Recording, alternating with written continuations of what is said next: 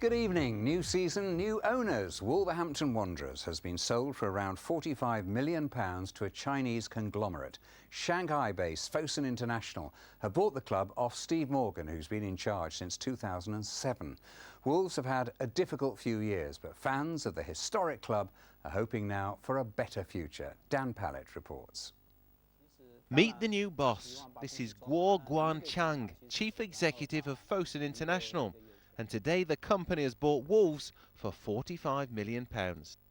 Football finance expert Andrew Jones says Fosun will boost the Wolves.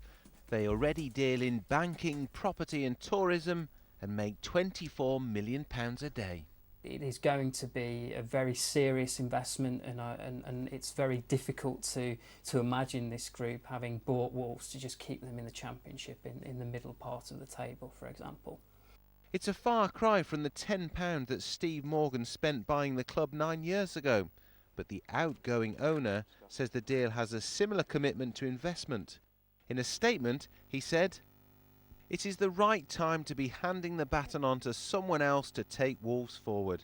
And I am delighted that as part of my deal with Fosun, they have made a commitment to invest between £20 and £30 million over the next 2 years into the club." On the streets of Wolverhampton today, little was known about Fosun International, but most fans see the takeover as a good thing. It has to be. It really has to be. And last season was a terrible season. And I'm one of those people who haven't renewed his season ticket at the moment. I feel really positive about it, so we just bought some pre-season tickets for next week. Got my season tickets renewed, all ready to go. We need to be back where we belong in the Premier League, so hopefully that could happen sooner than later. Traditionally, Wolves would prefer some local guy who's got the club at heart, but they're few and far between, aren't they now? And the first measure of success at Molineux would see the club pushing for promotion to the Premier League. And Dan is at Molineux right now, the start of a new era. Dan, the Chinese really seem to like the Midlands, don't they? They certainly do, Nick. We've already had a Chinese takeover at Aston Villa. Today at Wolverhampton Wanderers, we understand there might be one in the pipelines at West Bromwich Albion as well. It all comes from the fact the Chinese government is getting very keen on football. You might have seen some eye-watering transfer fees and wages paid to stop top stars to go and play in China. Now they're looking to invest in Europe and maybe get some of the expertise back to China because they have ambitious plans. They want to host a World Cup. They want to win it by 2050. And because Midlands clubs were for sale at the right time, the investment has come.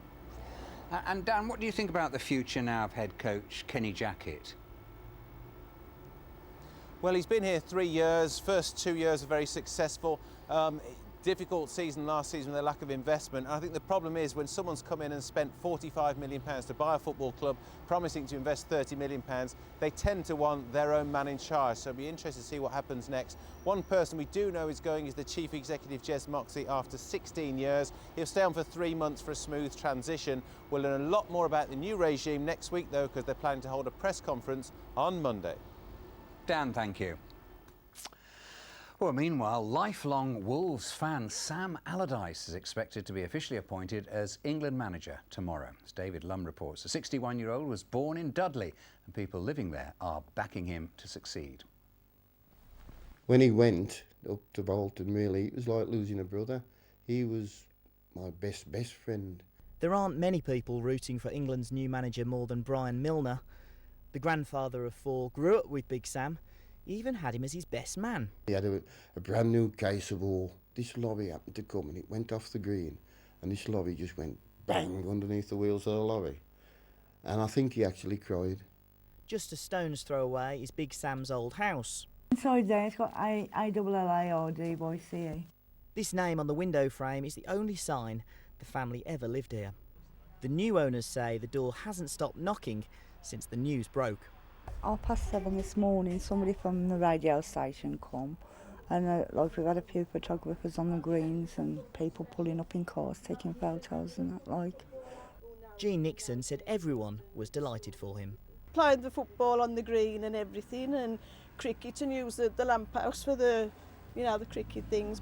And I'm really pleased that it's happened for him. Whatever the future holds for England's new manager, you can be sure the people of Ash Green will have his back.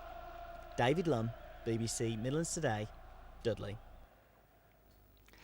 And you can read more about the takeover of Wolves and Sam Allardyce on the BBC Sports News website. We'll now look at the rest of the day's news. Mental health patients in North Worcestershire claim they